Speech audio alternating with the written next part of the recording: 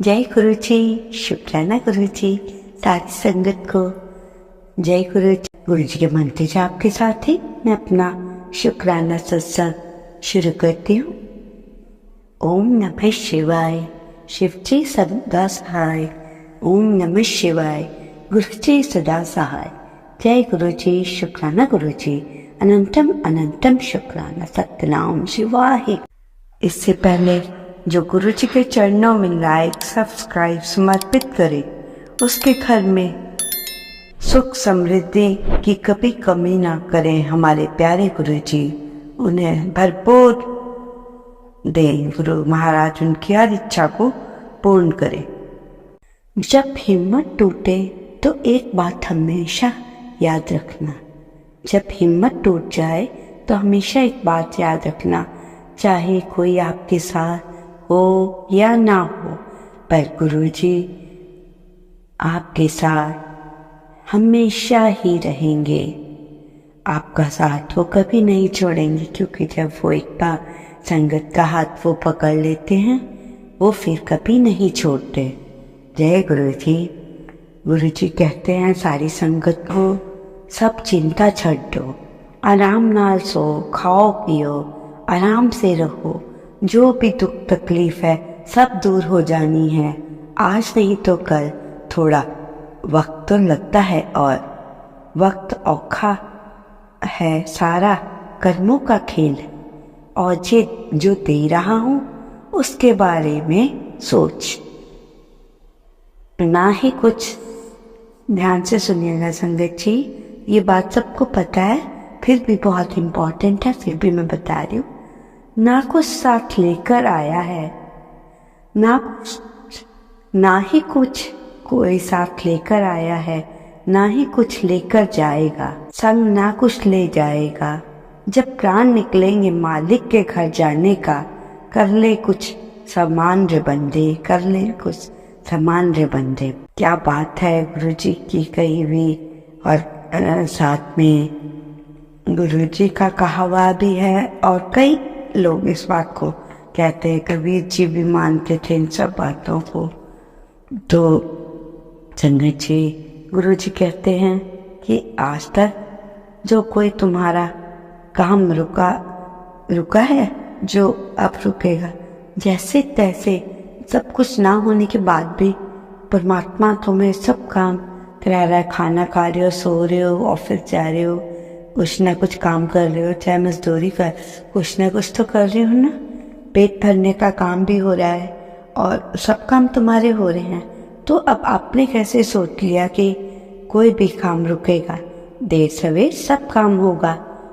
जैसे भी हो, सत्संग के बाद तुम्हारे धीरे धीरे काम बंद, सुनने के बाद में सत्संग कहने का अर्थ है, सत्संग सुनने के बाद तुम्हारे काम धीरे धीरे काम बन जाएंगे। एक बात तो गुरु जी सारी संगत को कहते हैं, जो मुझे मानता है वो सच्चे दिल से मानो। ये नहीं कि दिखावा करो हम गुरु जी की संगत है और कहीं गुरु जी को अजमा रहे हैं आप, तो ये बात तो गलत है संगत जी। किसी को आप देख रहे हैं कि गुरु जी की ये संगत है, ये बहुत ऊंचा उठ गया, ये तो नीचे फकीर भी था और आज देखो कोठी बंगले वाला हो गया, वो गुरु जी की कृपा से हुआ है। परंतु आप ये लालच लेके मत गुरु जी का सामने आइए कि उसका काम हुआ, अब गुरु जी मेरा भी कर देंगे, मैंने गुरु जी को प्रणाम करना है, पर आपका मन सच्चा नहीं है, तो ये गलती आप कभी भी मत करना संगत जी, कि आप गुरु जी का इम्तिहान ले रहे हो कि उसका किया मेरा भी हो जाए। ये सब नहीं। जब मानना है अपने आप को पूरा गुरुपा को सरेंडर कर देना है।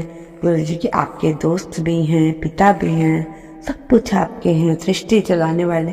तो आप ऐसे गुरु महाराज जी से कैसे छल कर सकते हैं, जो आपकी हर टाइम इच्छाओं को पूरा करने लगे?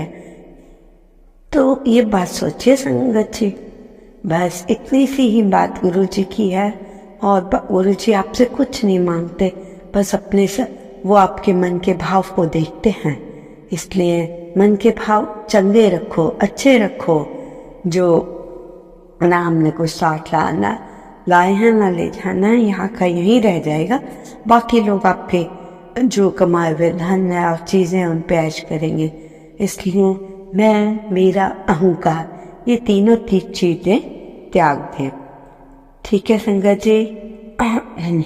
और ना ही हमें किसी का बुरा सोचना है। ये हर बार संगत जी, गुरु जी के किसी न किसी सत्संग या किसी भी चीज़ में बार बार सुना जाता है। अगर कोई आपका बुरा कर रहा है तो आपने उसको मुड़ के कुछ नहीं कहना, अपने गुरु महाराज जी पे फैसला छोड़ देना। जो करना है गुरु जी आपने करना है, मैं करने वाला कौन। तब देखिए गुरु जी उसका क्या जवाब देते हैं।